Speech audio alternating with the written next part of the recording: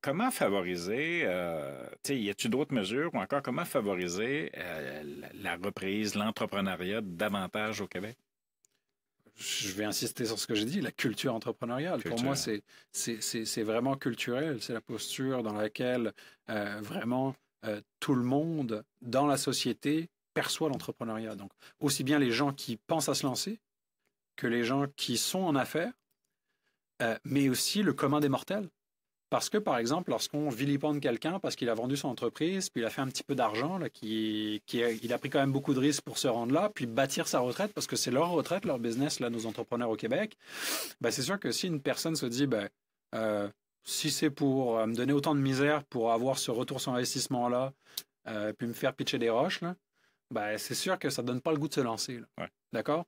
Donc, je pense que tout le monde a un rôle à jouer dans le fait de bâtir cette culture entrepreneuriale-là, qui voit le repreneuriat comme partie intégrante de l'entrepreneuriat, qui voit l'intrapreneuriat comme une passerelle vers l'entrepreneuriat et comme la hausse de productivité dans les entreprises. Et évidemment, se tenir loin de la glamourisation de l'entrepreneuriat dont j'ai parlé. Là. Comme je le dis, les dragons, c'est pas la réalité. Là. Non. Les dragons, ça touche la minorité de la minorité de la minorité des entreprises.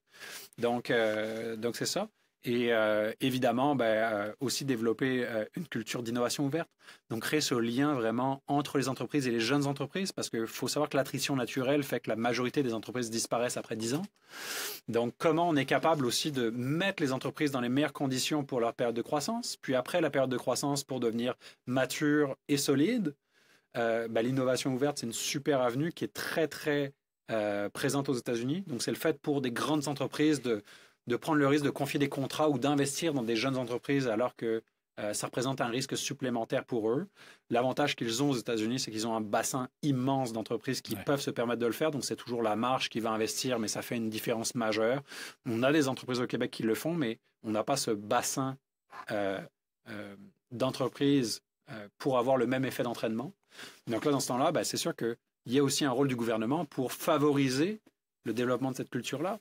Donc, qu'est-ce qu'on fait pour, par exemple, créer un incitatif fiscal pour favoriser les investissements en innovation verte des grandes entreprises ou des moyennes entreprises vers les jeunes entreprises au Québec? Il y a plein de choses à penser, c'est un tout. Et si on met, à mon avis, toutes ces recommandations ensemble, j'ose penser qu'on aura une économie qui est toujours plus prospère, verte, inclusive, puis qu'on redistribuera aussi plus de richesses. Donc, la culture entrepreneuriale, c'est la réponse courte. Ce que je viens de dire pendant les 18 dernières minutes sans te laisser la parole, c'est la version longue.